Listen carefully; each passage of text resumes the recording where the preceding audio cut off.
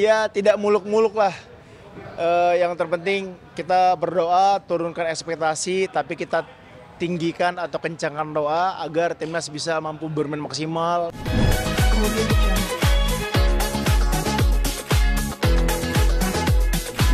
Ya seru banget tentunya. Mudah-mudahan ini acara bisa terus konsisten untuk hadir di beberapa kota.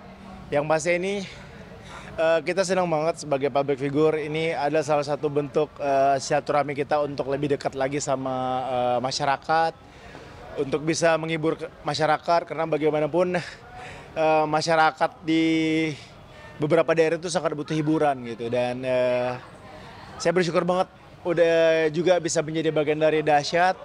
Tadi udah minggu lalu sempat di Depok, yang mana antusiasmenya besar sekali.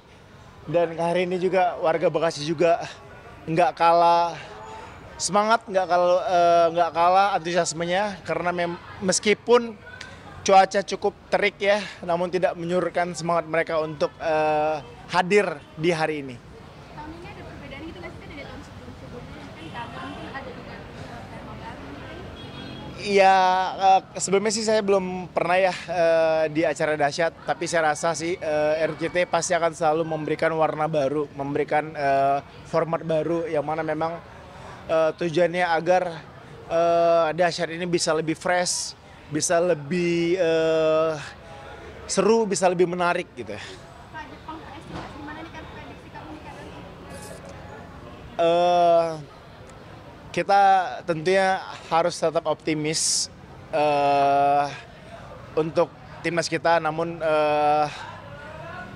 bagaimanapun kita tetap harus realistis juga, karena yang kita hadapi adalah Jepang, yang mana Jepang bisa dibilang adalah raksasa Asia, dan mereka secara peringkat juga 30 besar dunia kalau nggak salah. Jadi ya tidak muluk-muluk lah. Yang terpenting kita berdoa, turunkan ekspektasi, tapi kita tinggikan atau kencangkan doa agar timnas bisa mampu bermain maksimal, mampu bisa meredam daripada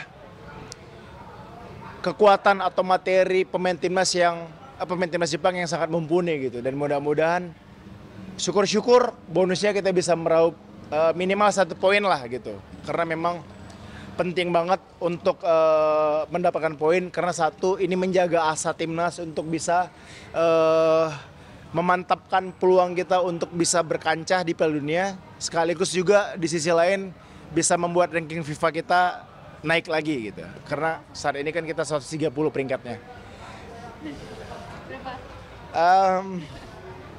Realistis sih, tapi ya insya Allah bisa minimal bisa imbang lah, syukur-syukur bisa menang. Ini bakal nonton bareng keluarga dan Kalesa dan Baby L juga nih kan misalnya nontonnya nonton bareng ini. Kemungkinan kita karena ada satu acara kita keluar kota, jadi kemungkinan besar kita mungkin akan menyaksikan lewat layar kaca aja di RCTI tentunya. Tanggapannya tentang pemain naturalisasi. Sorry? Pihak Oh naturalisasi. iya, ini memang jadi pembicaraan hangat ya terkait naturalisasi, karena banyak orang menganggap kenapa sih harus pakai pemain mix, pemain campuran, pemain luar, sementara kita punya pemain pribumi. Namun bagi saya siapapun orangnya, selagi dia mau untuk menggunakan baju timnas dan mencintai negara kita menurut saya akan sangat terbuka lebar ya untuk bagi siapapun pemain yang punya kualitas, apalagi pemain-pemain yang memang berlaga di Liga Eropa ya.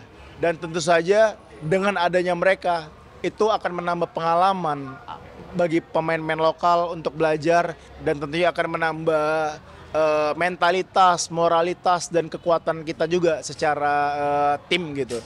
Karena memang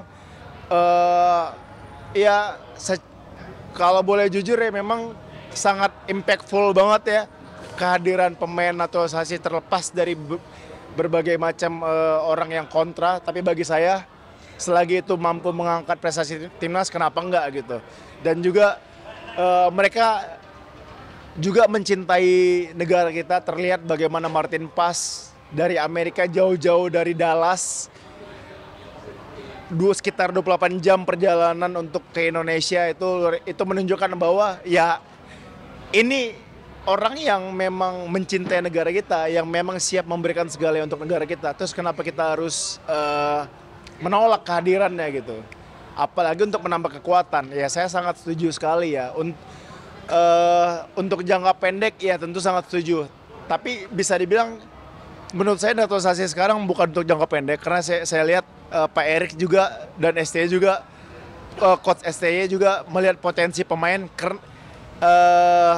tidak hanya menaturalisasi secara asal-asalan, namun juga mereka ngeriset, mereka punya talent scouting yang memang melihat pemain ini bukan hanya bisa bermain di 1-2 tahun ke depan, tapi juga bisa bermain untuk membela Indonesia di beberapa tahun ke depan. Karena pemain naturalisasi saat ini bisa dibilang umurnya masih terbilang muda. Skuad kita tuh termasuk yang sangat muda average-nya, sekitar 24 tahunan. So, menurut saya mereka ini masih bisa berjasa untuk selama 4-5 tahun atau bahkan 7 tahun ke depan. Jadi, kenapa kita nggak mendukung program naturalisasi menurut saya. Tapi menurut saya tetap pembinaan liga memang harus juga dikembangkan juga sih. Karena memang salah satu yang mengangkat prestasi timnas tentunya ada liga yang kompetitif ya. Perkembangan Panjang juga gue ngomong tadi. perkembangan Kak sekarang udah berapa bulan sih Kak hamil? Udah hamil tuh ya Kak? Ya masuk trimester ketiga ya. Sekarang saat ini sedang mau bulan ke-7. Yang insya Allah nanti kita akan reveal gender, tapi untuk tanggalnya nanti akan kita informasikan. Saya cowok nih Kak udah Belum tahu, kita masih keep dulu. Masih rahasiain. Jadi biar nanti surprise di reveal gender aja gitu. Dia pengen cewek apa cowok nih Kak? Pasti kan dia udah kayak dangdut ya gitu yang punya adik cewek. Ya karena El mungkin akan jadi pemain timnas dan adiknya jadi manajer bola, kayaknya cewek deh kayaknya. Anak kedua persiapannya udah apa sih Kak? Maksudnya Hah? kayak anak pertama gitu nggak sih ya? Biasa umumnya pasti akan lebih kelimpungan di anak pertama ya, karena memang kita benar-benar baru banget sebagai orang tua gitu. Kalau untuk anak kedua kan memang kita sudah belajar, sudah adaptasi sebelumnya. Jadi yang kedua ini tidak sekelimpungan ketika mengandung abang L gitu. Mungkin udah mempersiapkan untuk bakal lahir dari mana atau Ditunggu aja. Lahiran sih ya pasti di Jakarta lah, nggak jauh-jauh. Kalau nggak di Jakarta mungkin di Pantai Gading kali ya. normal berarti kayak pengennya. Belum tahu karena waktu itu kan El sendiri karena sungsang dan prematur jadi harus sesar. Tapi kita lihat nantilah. Sebetulnya secara ideal dengan jarak yang 3 tahun lahiran secara normal itu masih memungkinkan. Tapi kita nggak tahu nanti kita lihat hasil dari konsultasi sama dokter aja. Untuk nama BBL sendiri udah ikut. Belum. Apa? BBL udah ikut kayak mau namanya gitu udah mencari nama dari sekarang. Iya, Abang L yang memutuskan namanya siapa ya. Jadi kita duduk bareng itu biasa yang memimpin rapat itu Abang L biasanya. Tapi kalau dari Kabila sama kalian sendiri pengennya apa nih? Nggak, kalau untuk nama kita ada mempersiapkan beberapa nama. Namun kita belum decide, belum memutuskan nama apa. Karena kan kita belum tahu nih cewek apa cowok gitu. Abangnya udah suka mobil mewah seperti kayak kapan dari kamu dan sebagainya. Iya, karena memang anak itu kan pasti akan melihat orang-orang sekitarnya ya. Dan memang udah terlihat hobinya tuh ya pasti nggak akan jauh-jauh dari hobinya orang tuanya. Hobi ibunya nyanyi, hobi bapaknya musik, mobil, mainan, pasti yang nggak akan jauh-jauh dari situ. Karena memang itulah yang dia lihat sehari-hari ya. Jadi ya, dan sekarang pun dia udah mulai ngerti mobil, udah mulai senang megang-megang setir, dan udah mulai hafal beberapa brand mobil juga gitu. Apa aja tuh Kak mungkin?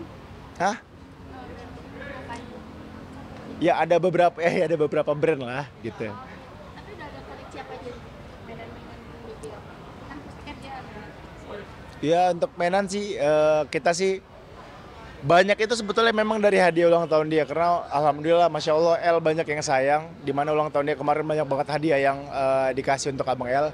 Tapi kalau kita sebagai orang tua sendiri, kita memang mengajarkan untuk supaya tidak terlalu sering memberikan anak hadiah, paling sesekali sebagai apresiasi hadiah kepada dia, tapi untuk rutin gitu enggak, karena memang agar dia belajar bagaimana menghargai satu barang gitu. Ya, makasih ya. Ya ampun, bertiga.